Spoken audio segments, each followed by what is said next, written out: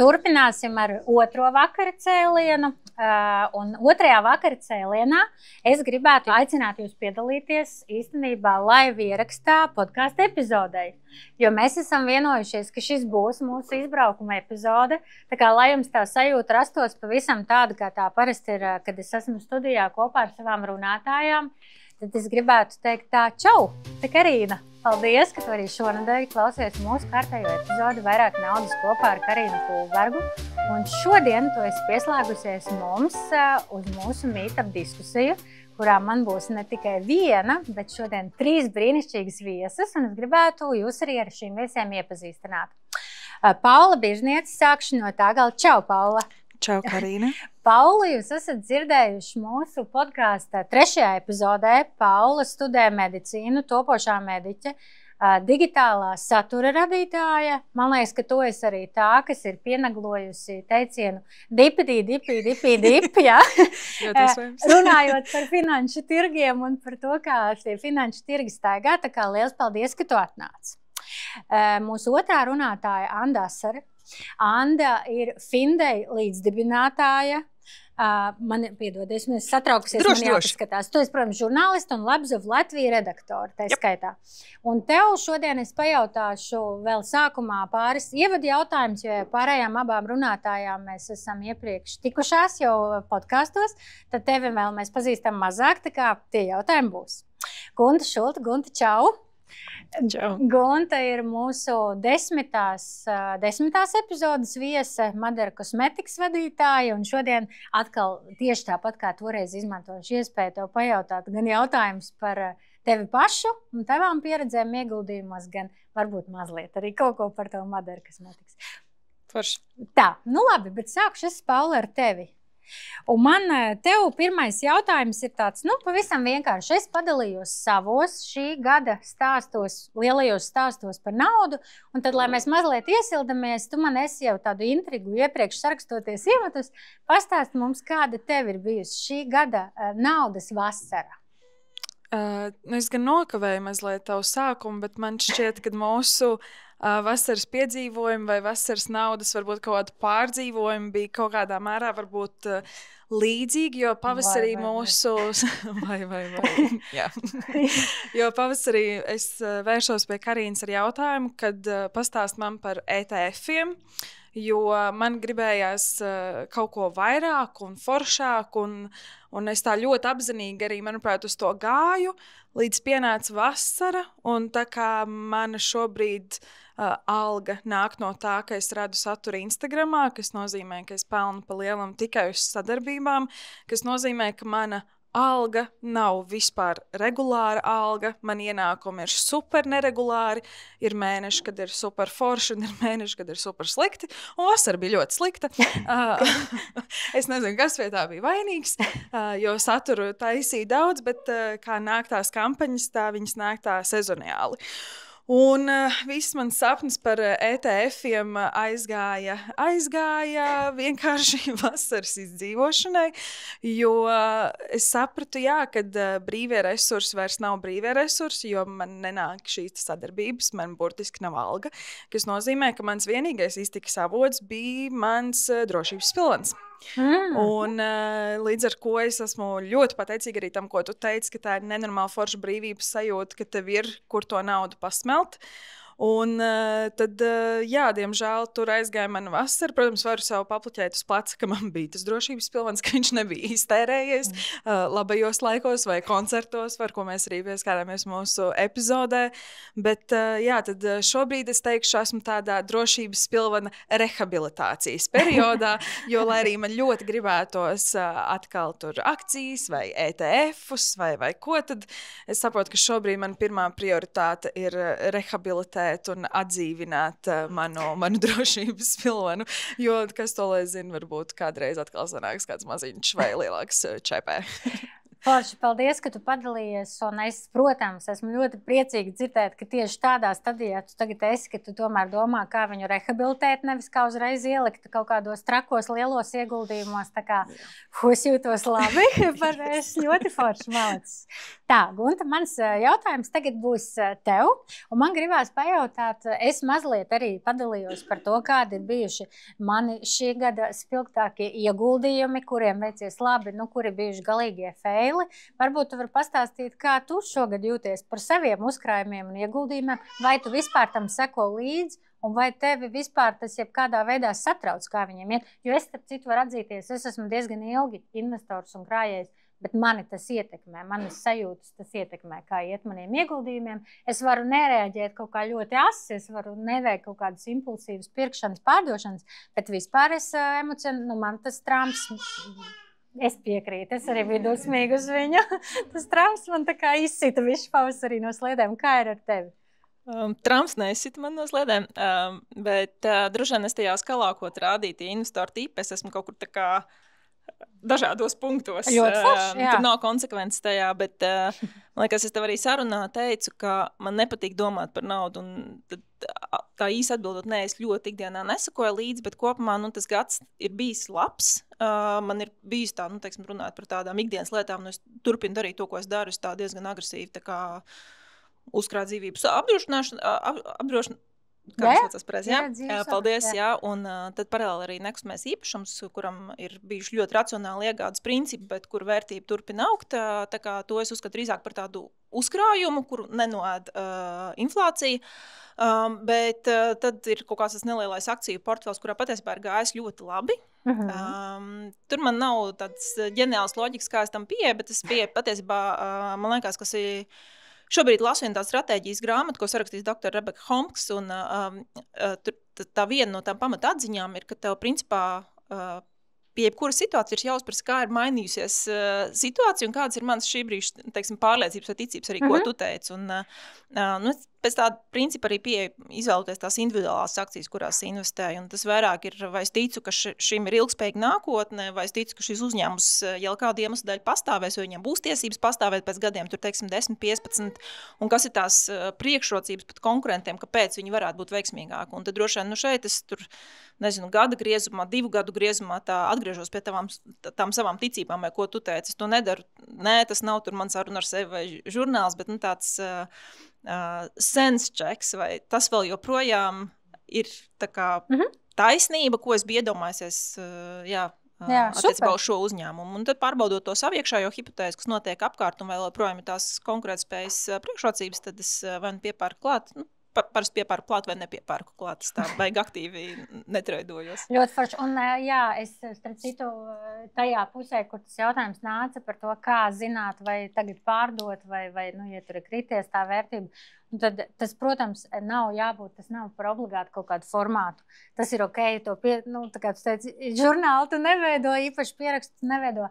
Ir ok, bet arī, ja tu par to piedomā, bet droši vien tas būtiskais, kaut kādā brīdī atcerēties, vai tie pieņēmumi, kādi viņi toreiz bija un vai viņi ir kaut kā mainījušies. Jā, un par to, sapcītu, pirkšanu vai pārdošanu, tur arī tāds interesants punkts, vai Kreitsbergs vai kādā podkāstā šo klausījos, bet tas tik ļoti man norezonēja, ka iedomājieties, jūs saprotat, pamat loģika, ja tirgi gāžās, tad ir jāpērk. Bet iedomājieties sevi tur Covid laikā vai kara laikā, tagad viss gāžās par 50%. Jūs tiešām tur tā kā pusi no saviem ieguldījumiem liksiet, jo, tagad ir jāpērk, bet tā realitāte droši vien parasti ir tāda, ka tur nav, kā tu teici, pareizās, tur atbilst, tagad ir jāpērk vai jāpērk. Jā. Un es domāju, ka tad, ja tu esi nesens investors, tad tu pat vari zināt, ka tagad būtu jāpērk, bet tev ir baigi bail. Daži no maniem labākajiem ieguldījumiem ir bijuši tie kritumu brīdī, bet es tiešām esmu ar pārliecību, pēc tam par to vēl Paulai pajautāšu, ka to var izdarīt tikai tad, ja tev ir jau kaut kāda līdzinājā pieredze, bet tā mēģināt no jauna noķert tos kritumus grūti.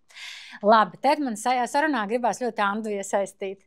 Un tā kā mēs mazāk par tevi zinām, kā par pārējām abām dāmām, man gribās sākumā palūgt tevi, lai tu padalies, ieskicē, kāda vispār ir tava uzkrājumu un tāda ieguldījuma higiēna, kas ir tavi tādi pamatparadumi, ka tu domā par naudu. Pats pirmais ir automātiskie maksājumi. Viņi notiek, un man nav iespējas viņus atcelt. Droši vien ir iespēja atcelt, bet es to vienkārši nedaru. Jā, viņi vienkārši notiek. Es zinu, ka kādos datumos viņi tur pazūd no konta, un viņi vienkārši ir. Noņemt viņus ir sarežģītāk nekā pielikt klāt. Līdz ar to viņi notiek, un labi, viņi tur aizgāja. Es tieši gatavojoties sarunai ar tevi, sarēķināju, cik tur beigās sanāk. Diemžēl tikai 7% pagaidām. Es biju cerējis, ka ir vairāk, bet nav. Bet man tur ir zvēru dārs, man tur ir 3. pensiju līmenis, man tur ir uzkrājušā dzīvības apdrošināšana, man tur ir banku automātiskie fondi. Jā. Un kas man tur vēl bija? Un tad, ja kaut kas ekstra, tad es kaut ko piepērku Interactive Brokers vai vēl kaut kur. Nu ļoti labi. To man māsa samācīja. Ļoti labi, paldies māsai. Bet interesantā lieta ir tāda, ka no parastās algas man tur viss aiziet šitā te, bet tā kā man ir kaut kādi arī daži honorāri, citi piedarbiņi, tur gan man ir ļoti strikts noteikums. Puse pēc tam, ka visi nodokļi tiek nomaksāti, puse aiziet vai no kredīta ātrākai atmaksai vai remontam, kas man šobrīd ir aktuāli, logus mainīsim. 25% aiziet obligāti ieguldījumos, un pārējie 25% paliek, es varu tērēt, ko es gribu. Bet tur es šo formulu cenšos ļoti stingri pieturēties. Labi, te vasarā, kur ceļojam kaut kas tāds tur tā, bet tagad esmu atpakaļ un saskaitīju. Rudens ir atgriezies arī tās finansēs, viss ir stabili. Paldies, ļoti labi. Man liekas, ka brīnišķīgi un pat ir izreikināti procenti. Vispār ļoti viss ir precīzi. Es gatavojos. Jā, kā aptiekā, ļoti labi. Mēs tagad varam izsekot. Man gribās, Paula, tev tagad mazliet pajautāt. Man bija tas pagodinājums būt klāt tajā brīdī, kad tu arī kļuvi par investoru, un tas bija kādus gadus 2 atpakaļ, un tu sāki ar dažādiem regulārajiem, arī tā skaitā maksājumiem, bet tad tas, kas man pārsteidz, bija tas, ko tu pieminēji jau savā pirmajā atbildē, ka tas bija pavasarī vai vasarā, ka tu man rakstīji, ka tu esi 3 stundas pētījusi ETF-us. Un viss, ko es varēju domāt, wow, ka tu savā ikdienā, studējot vēl medicīnu. Tas bija augusts, tā bija vasara. Tad redz, tā bija. Bet vienalga, man gribās tev pajautāt, kas tev bija tas dzinulis, kāpēc tu izdomāji, ka tas ir jāpēta, un kas tad bija tie secinājumi, izņemot to, ka tad, tie līdzekļi vairs nav tik daudz, lai viņus ieguldītu, bet pie kuriem tu nonāci? Primāri es vienkārši gribu sākt saprast vairāk par to, kādas ir manas iespējas. Un man nepatīk, es studēju medicīnu, līdz ar to man patīk zināt lietas, man patīk, es varu zināt lietas, man patīk meklēt informāciju. Un tādēļ es jūtos diezgan nērti, ja es kaut ko nezinu vai nesaprotu.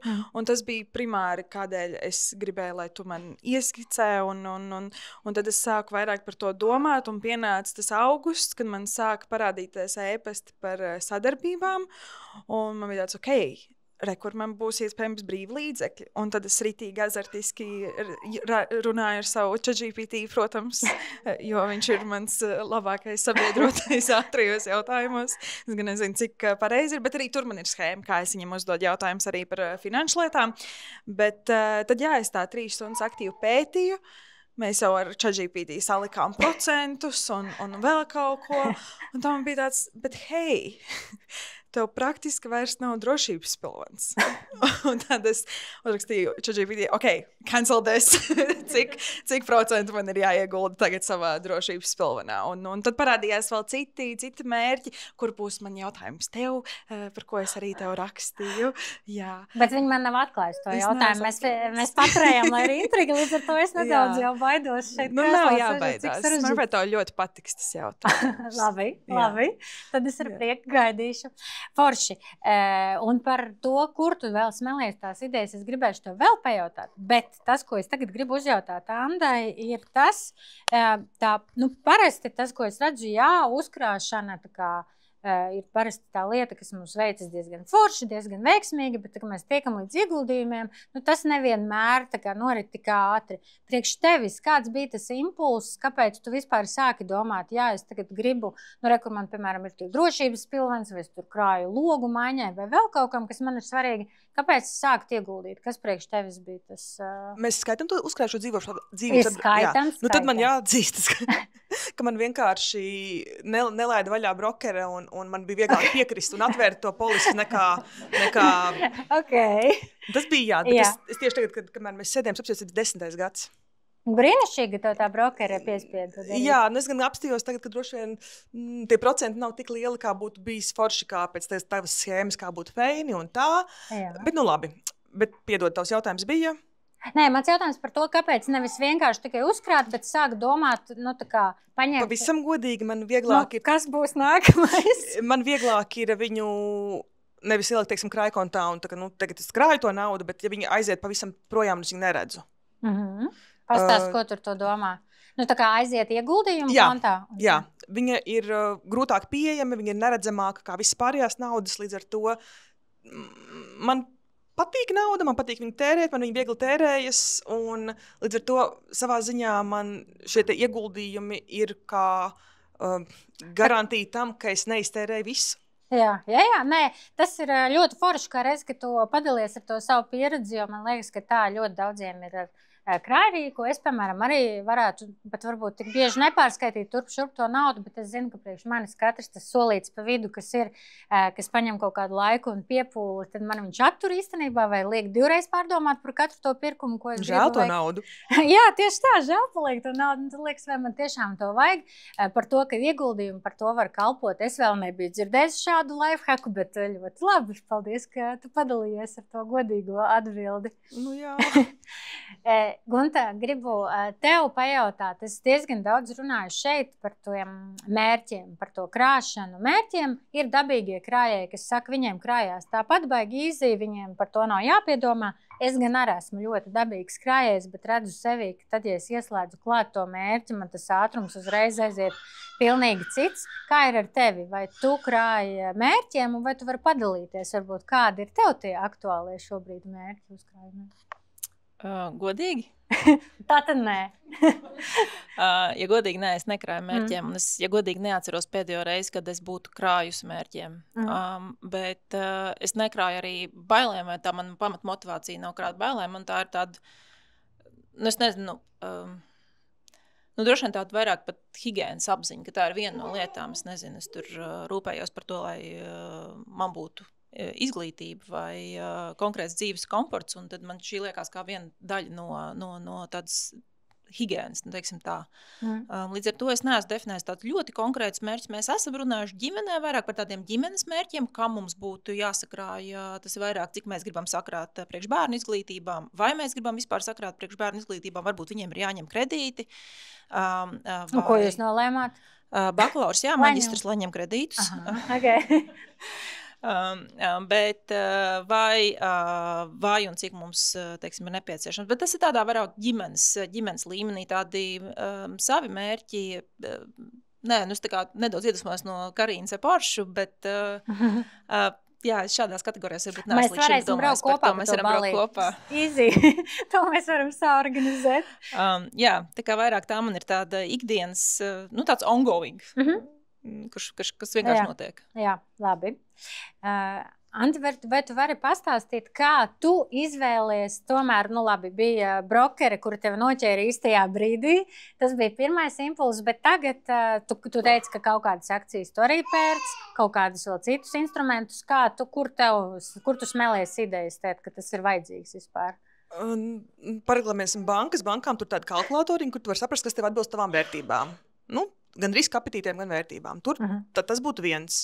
Akcijas, nu, man ir svarīgi, lai tas produkts patiktu. Nu, olas es ēdu, man ir ola akcijas. Madaras pūderis man patīk, man ir madaras akcijas. Kalvas kafijas dzeru, man ir kalvas akcijas. Nu, un tad ir tāda, nu, sava sajūta. Un reizēm jāsaka, ka tādu un tādu uzņēmumu akcijas nav vērts pirkt, mazs tirgus un vispār te, kas te būs pēc 5 gadiem un kāds mums ir kaimiņš. Nu, jā, bet kas vispār dzīvē kāda jēga, kam ir? Un tad es esmu nopirkusi akcijas uzņēmumam, kas man patīk. Es redzu, ka dažiem pieaug vērtība, dažiem nepieaug vērtība. Es tur dzeru kafijas, mērēju krēmus, un es esmu diezgan priecīga. Un ēdu olas, jā, tās man ļoti daudz aiziet. Nu, tas būtu viens princips. Protams, lielie tehnoloģiju uzņēmumi. Nu, skaidrs, nu jā, smieklīgi, ka man tur ir it kā diversificēti. Kaut kas ir interaktīvi brokers, kaut kas ir investīciju platformās, kaut kas ir pie bankām, bet ja paskatās to, kas ir tajā top 10 visās tās akcijās, ir ļoti līdzīgas. Tā kā tā man diversifikācija mazliet izgāzās, bet nu nekas. Un cik aktīvi es sapratu, jā, tu pēc to, ko tu pazīsti vai zini, kas tev patīk, bet cik aktīvi tu arī kaut ko pārdod? Es neko neesmu vēl pārdevis. Labi. Un Superīgi. Un ir kaut kādas sarkanās akcijas, kurām cilvēki mēdz ieteikt, ka nav vērts turēt tās sarkanās akcijas, ka kādā brīdī viņas var pārdot. Man viņi netraucē, ka viņi tur stāv. Man būs pēc tam jādomā, ko darīt ar to naudu, ko es būšu. No vienas puses, man liksies, būs bēdīgi, ka es esmu pārdevusi lētāk nekā nopirku.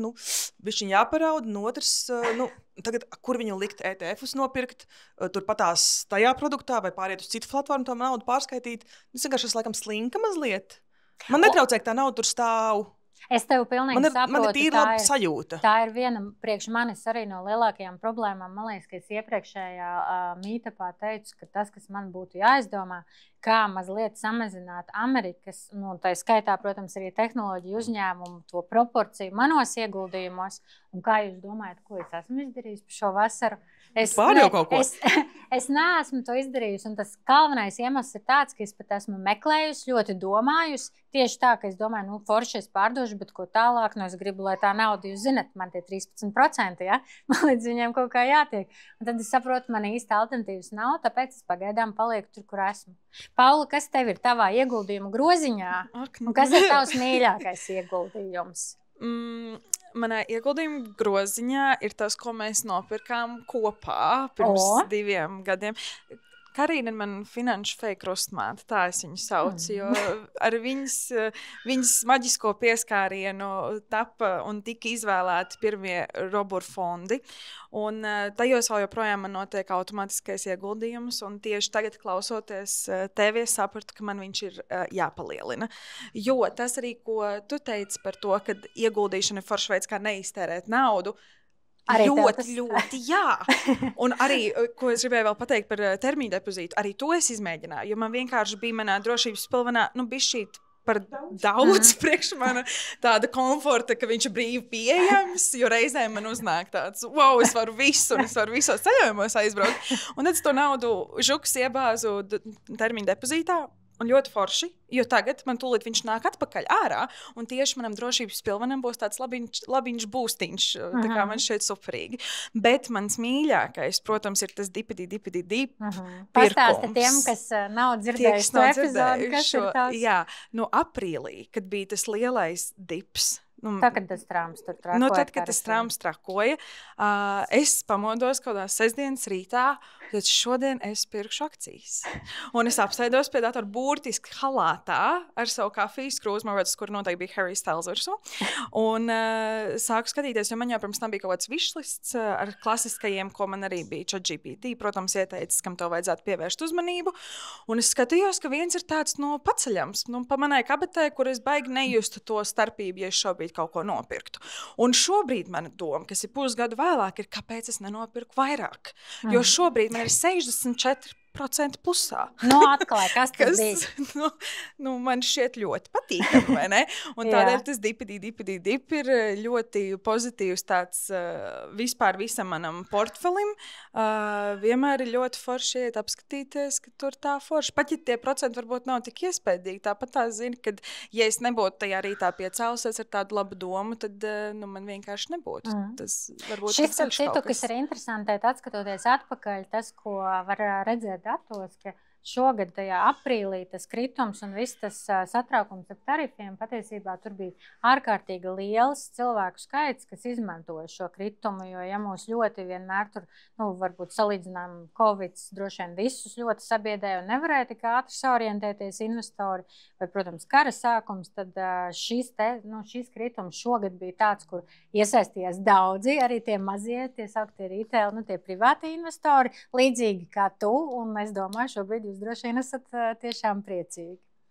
Ja tu pienagloji to dip teicienu, tad teiciens, ko Gunta pienagloja tu, bija, ka visiem nav jābūt ieguldījumos NBA līmeņa spēlētājiem, jāzina savas vēlmes, savas prioritātes, un es tev absolūti piekrītu. Es absolūti piekrītu, un tas ir tas, ko es mazliet arī domāju par to izvēlēties savam dzīvesveidam atbilstoši, tā, lai tu tur neieliec kaut kādā tādā pētniecības darbā, kam tev ne ir laika, ne vēlmes, ne intereses, bet es tev gribēju tomēr pajautāt, jo tu arī tagad minēji par to, ka tev ir savi mērķi, ģimenei jums vēl ir savi mērķi, un kā jūs izvērtējat, vai un kā tieši praktiski jūs kopā izvērtējat to, kā tad ir veicies varbūt tiem ieguldījumiem, kas nav tavi, bet ģimenes, un kā jūs salāgojat, vai tā riska tur apetīte jums ir līdzīga vai nē? Pie vakariņām. Kā gāja? Kā gāja portfelim? Nav tās sarunas tur ļoti bieži, bet jā, tajā brīdī, tad, kad vīrs veic konsolidāciju portfelim, saprast, kas ir noticis, kas nav noticis. Man interesē, teiksim, tādos makro griezumos, kā ir gājis, kur kas ir audzis, kur kas ir noticis. Teiksim, ir forši bijis gads kopumā visiem indeksiem, kripto ir bijis ļoti labs gads un tā tālāk. Tā kā, caur to es tā kā tādos makro vilcienos mēs izrunājam, kā ir gājis. Jautājumu vēl viena daļa bija.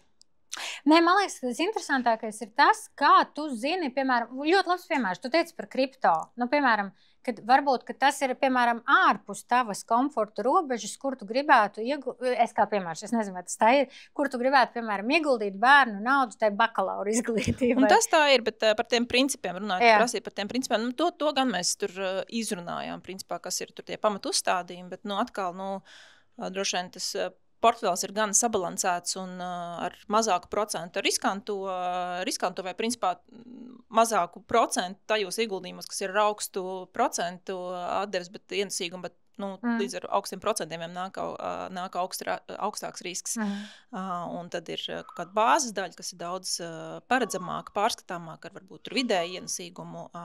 Tā, ka tos pamatprincipus mēs esam izrunājuši un es plus mīnus zinu, tās vertikāls. Vai tu esi kaut kam uzlikusi veto? Es neesmu uzlikusi veto, nē, bet ja tu man prasi, vai es pati vēlētos aktīvi investēt, piemēram, tajos pašos kripto, nē, jo tas man liek domāt par naudu, un man tad to negribētos darīt.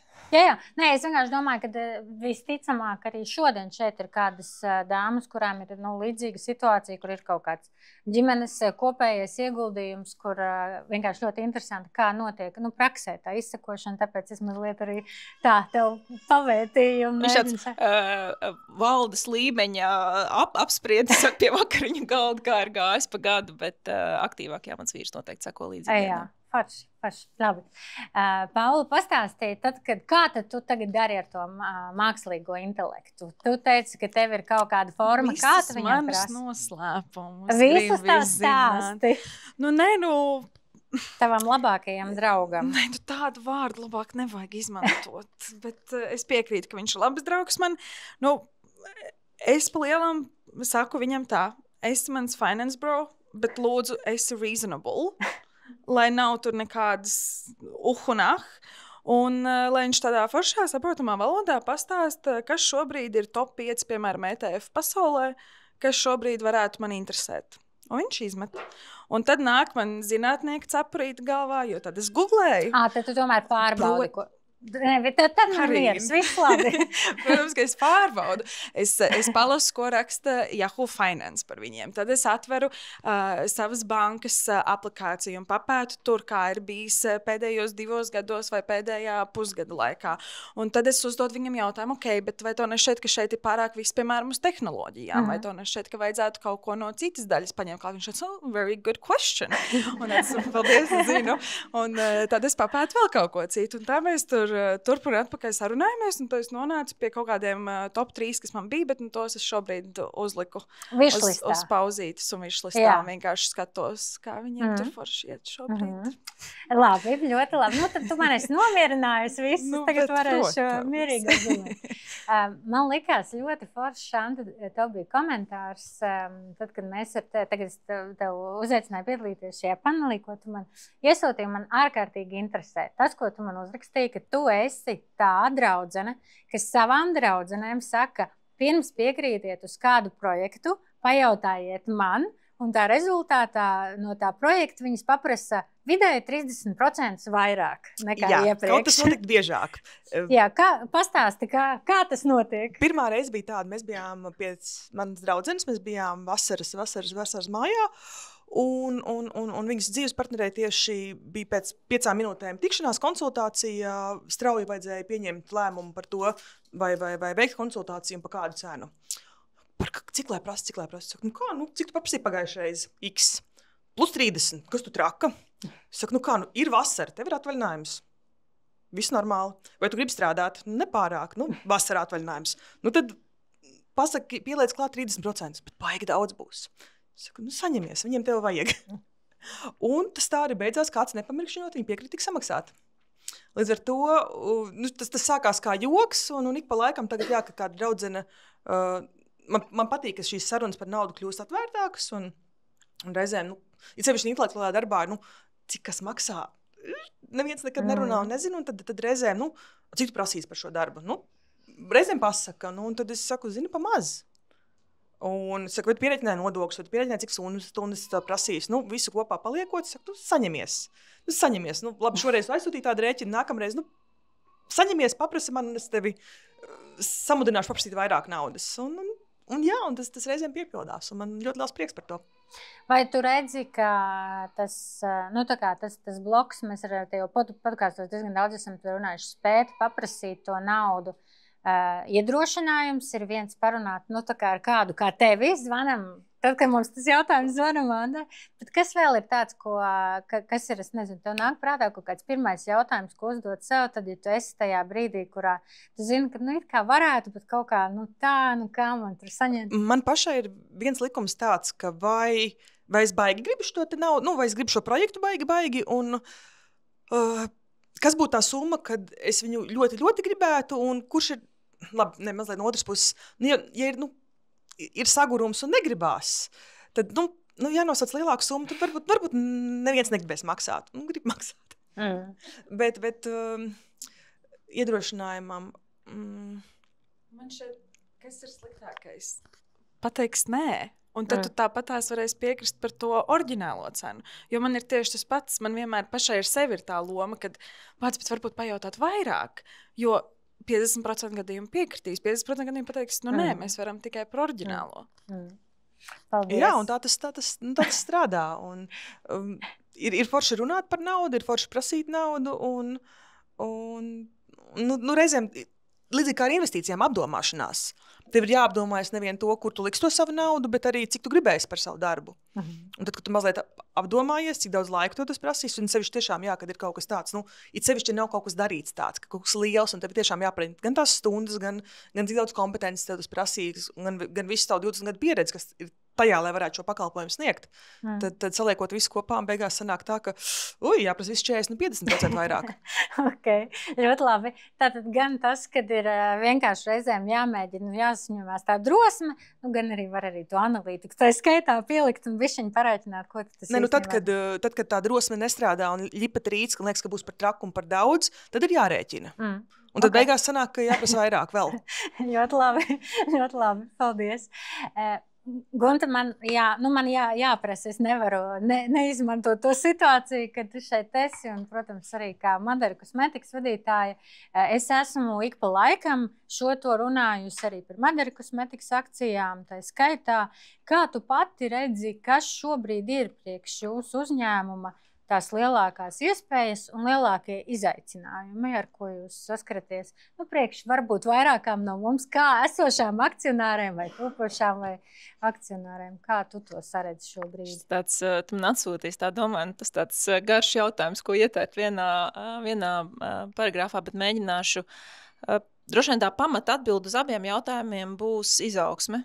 Un redzot tirgus attīstību un Madaras priekšrocības un arī tām ilgtermiņa vertikālēm, uz kurām mēs esam strādājuši, manuprāt, tas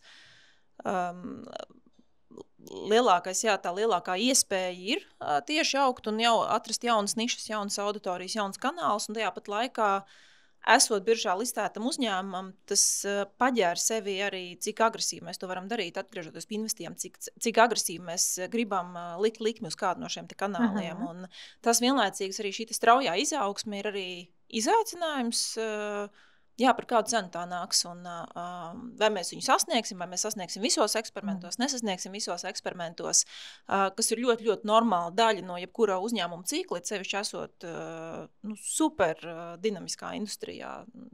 Nesen vienā podkāstā, gatavojoties, runājot, Paula, ar tavu labāko draugu, arī parunājos ar viņu. Pasaulē ir vairāk kā 60,000 dažādu kosmētikas zīmolu. Es domāju, pat vēl vairāk. Un, tā kā ja neeksperimentēs, nemeklēs šos te jaunos izaugsmas virzienus un auditorijas, tad principā ir ļoti, ļoti paredzams iznākums, nevisai pozitīvs. Līdz ar to, jā, tad izaugsme ir lielākā iespēja un lielākas izaicinājums šobrīd, kas ir uz mana galda. Un es domāju, tas īstenībā ir arī tas, ko var redzēt gan jūsu investoru webināros, gan kas ik pa laikam izskan tā kā jautājumos tiešām par to Madara kosmetikas specifiski. Jums bija tas ļoti labais e-komercijas šķiet laiks, kas bija tas Covid periods. Un tad, protams, tieši tā izaugsme ir tas atslēga vārds, ko mēs mēģinām saprast, mēģinām sagaidīt. Skaidrs, ka jums ir arī foršs un interesants piedāvājums attiecībā uz tām dividendēm, ko var saņemt akcionāri, kas man arvien labāk tās dividendžu akcijas vispār patīk. Mēs tieši dividendžu dienā parasti ar Karīnu sarakstamies. Cik forši! Jā, katra, es domāju, ka tām dāmām, kam ir akcijas, kas ienes dividendus, vai tām dāmām, kurām ir obligācijas, kas ienes kuponu maksājumus, es domāju, jūs sapratīsiet to sajūtu, cik foršs ir tas brīdis, ka jums atnāk tas paziņojums, ka jums iekrita nauda, par kuru jums nebija jāstrādā ne sekunde, kur jums ienāca vienkārši tāpēc, ka jums piederēja tās akcijas vai tās obligācijas. Līdz ar to priekš manis, protams, obligācijas ir tāds nesens instruments, pēdējo kādu 2 gadu instruments, kas man ļoti iepaticies, bet izmantoju un priecājos. Labi, Andi, noslēdzošais jautājums man būs tev, vēl viens pēc tam būs arī Paulai, bet tev man noslēdzošais jautājums vairāk ir saistīts ar tavu profesionālo jomu. Tu ikdienā daudz raksti, runā, strādā ar jaunu uzņēmējiem un jaunu uzņēmējām. Un tagad man gribās tev jautāt, kāda mums ir forša laba cerība par viņām un par to, kā viņas runā ar naudu vai par naudu, jo skaidrs viņām ir jāspēj arī droši vien piesaistīt finansējums, iet izcīnīties ar alkonīšiem, dabūt savām idejām to finansējumu. Kā tu vērtē tās Latvijas jaunu uzņēmējas, kā viņam iet ar sarunām par naudu? Mīlu viņas. Pirmā lieta, ņemot vērā to, ka jaunu uzņēmumu definīcija paģēra to, ka ir jāpiesaista investīcijas straujākai izaugsmai, tev nav variantu citu, kā iet pie investoriem prasīt naudu. Līdz ar to sievietes jaunu uzņēmējas vienkārši to vien dabū darīt, kā iet pie investoriem un runāt par naudu. Tur nav citu variantu. Līdz ar to tas ir labā un sliktā lieta, ka bez citiem variantiem tas notiek. Sliktā lieta, Latvijas statistiku precīzi nezināšu, mums laikam ir mazliet labāka, bija pirms dažiem gadiem par 6%, ka sieviešu līdzdibināti uzņēmumi ir saņēmuši investīcijas. Pasaules statistika laikam ir briesmīgi 2%. Un es domāju, tad mums ir nākamā nedēļu gara zinātniska konference jātaisa par to, kas ir iemesli.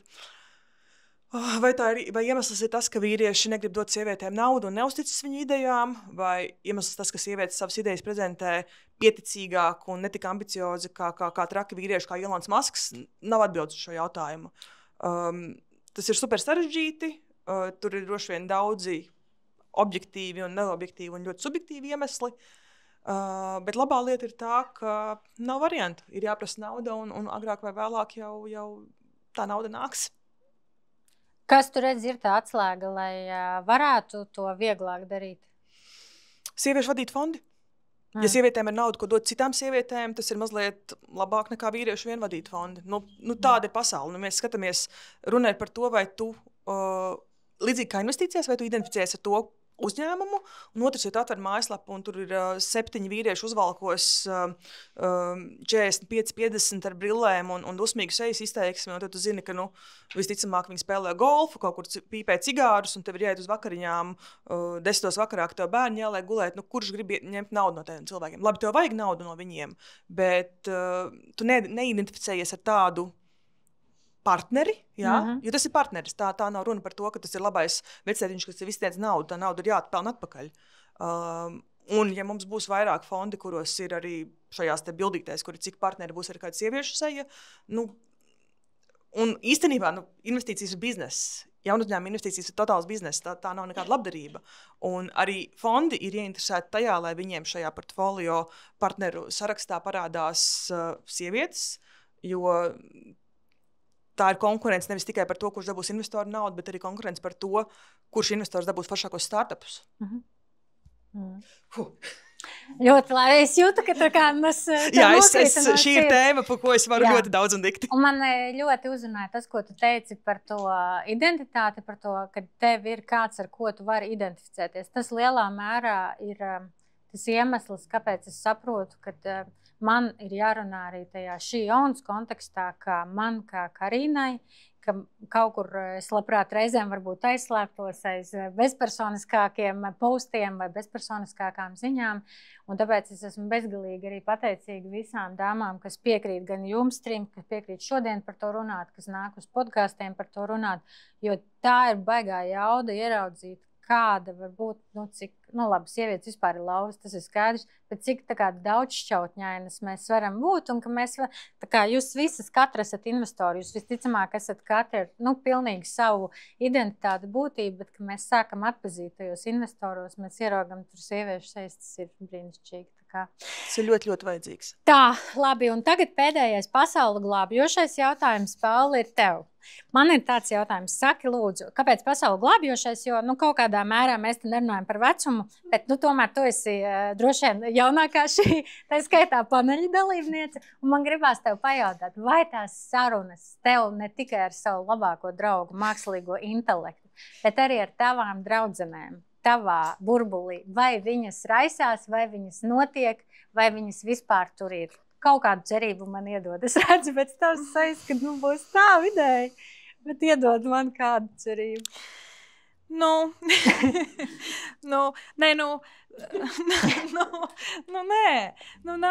tās sarunas, tāpēc, ka mans draudziņu pulks ir ļoti dažāds. Tāpat kā tavs podcasts. Ir meitenes, kuras dara tāpat kā es freelancā. Ir meitenes, kuras ir tāpat kā es, ir studentes bez īsti ienākumiem. Un tad ir dāmas, kuras močī pa puspasauli un pelna uhu. Un līdz ar to tas viss iet. Ar katru draudzeni tā saruna būs citādāka, pie kādas es varu aiziet un pateikt, ka es daru tā vai šādi, un kā viņa darītu, vai viņa tam piekrīt vai nē. Un tad es kādā momentā esmu tā, kur saka, ok, ja tu dabūtu to algas pielikumu, varbūt to pielikumu daļu sāc investēt. Tad man pretī saka, ko? Investēt. Ko tas nozīmē? Tāds, ir tāda Karina Kulba, ar kurai var piesakot. Un ļoti forši, ka tu ieminējies par to pulciņu, jo es tieši nofočēju vienai draudzenei sūtīju, ka manuprāt viņai vajadzētu piedalīties. Es ceru, ka viņa nenobīsies un aizies, jo tās sarunas, man gribētos, lai viņas ir vairāk, bet, manuprāt, bišķīt vēl jāpagaida tie gadi, tad, kad mēs viss pelnīsim. Un tā, ka mums visām būs brīvi līdzekļi, tad mēs varbūt sāksim runāt par to. Kas ir brīvi līdzekļi? Definēsim lūdzu šo, jo tāda nav. Brīvi līdzekļi, es zinu, ka tev paliek nauda pēc tam, kad tu aizēji uz Rimi iepirkties. Tādi brīvi līdzekļi. Protams, Rimi iepirkumu gros aug līdz ar tavu finansiālo pratību un tavu algas pielikumu, vai ne? Līdz ar to, brīvie līdzekļi ir ļoti tāds izstiepts jēdziens, bet, manuprāt, katram mums ir kaut kāds tas iztikas minimums vai iztikas vidējais, ap kuru mēs katru mēnesi Svetbank budžeta aplikācijā redzam, cik mēs iztērējam, un tad arī, manuprāt, tas varētu būt tas kaut kāds, kur paliek pāri vai nepaliek pāri. Ļoti labi. Mans tikai vienīgais aicinājums ir, es zinu, par ko tu runā. Es nesen esmu ierakstījusi arī vienu epizodi ar meiteni, kurā ir 21 gads, un tad man bija tā mazliet jāpielāgojās un jāsaprot, ka patiešām mēs vēl tur nerunājam par milzīgām summām, bet kaut kur tā mana ticība tomēr ir tam, ka jo ātrāk to paradumu kaut vai sāk ar tām mazajām summām, es atceros, arī tu pati sāki ar tām mazajām summām. Viņas vēl joprojām ir mazas summas, ka arī nedomā, ka tur ir liels summas. Tu būsi brīnišķīga nediķis, esmu pārliecināta, līdz ar to tās summas tur augs un viss būs superīgi, bet es domāju, negaidīt tik ļoti to mirkli, varbūt, ka būs pavisam tā lielā nauda, bet sākt ar tiem paradumiem tagad, tur, kur mēs esam, varbūt ar mazākām summām, un tad jau, kad tie ienākumi pieaug, tā vienmēr ir mazākā problēma izdomāt, kur viņiem labi izdarīt. Es varu teikt jautājumu tev? Lūdzu. Jo man šis būs tieši, ja mūs skatās jaunākā auditorija un varbūt tādas, kuras, kaut gan es pieļauju, ka mēs visi gribam daudzīties pa pasauli apkārt, bet es nesen Instagramā uzgāju kaut kādu Instagram profilu, vairs neatceros kādu, bet kur burtiski vai neburtiski pateica to, kad pa lielam neceļo, ja tu nevari to atļauties. Un es to sapratu, ko nozīmē ceļojums, ko tu vari atļauties. Jo teorētiski man arī katrs ceļojums ir kā mērķis, kuram es esmu krājusi. Un šobrīd man ir mērķis tāds lielāks ceļojums, kurš būs līdz ar to lielāka naudiskā izteiksmē. Un pēc tā, ko es dzirdēju, ir pa lielam, ka es noroku visu savu nākotni ar to vienu savu lielāku ceļojumu, jo jā, teorētiski, ja tie ir vairāk 1000 eiro, es teorētiski, viņus varētu investēt, super nice. Bet again, man ir tikai 25 gadi, un mans jautājums radās, vai es tiešām noroku visu savu finanšu nākotni, ja es izlēmju krāt un pēc tam to naudu ieguldīt, kas ir super laba lieta, kam es pilnīgi, bet man kaut kā, man nepametā pēcgaršu pēc tā, ko es dzirdēju, kad vai tiešām tas ir tik tā, tas nevar būt tik kategoriski. Es domāju, ka tas absolūti nav tik radikāli, es domāju, ka dzīvei ir un tai naudai ir jēga tad, ja tu viņu forši piedzīvo un ja tu viņu izmanto lietām, kas tev ir tiešām svarīgas un kas ir tavas vērtības. Bet nevis tādas, tās paviršās, tur aiziet atzīmēties, ka es esmu bijusi tur, nezinu, visās Rīgas kafejnīcās vai tādas, visi dara šādi, tāpēc es arī darīšu tā. Bet drīzāk tās, kas tev liek justies, man liekas, ka kur man atkal jāstāsta uz Ilzi, kura teica, tās, kas tev liek justies tā, ka you made it in life. Šitā ir tā lieta, ka es reāli ticu, es gribu tur aizbraukt, un es zinu, kas tu izdarīšu, un es jutīšos. Tā kā esmu piepildījusi to savus, bucket listu, nezinu, kā to latviski pateikt.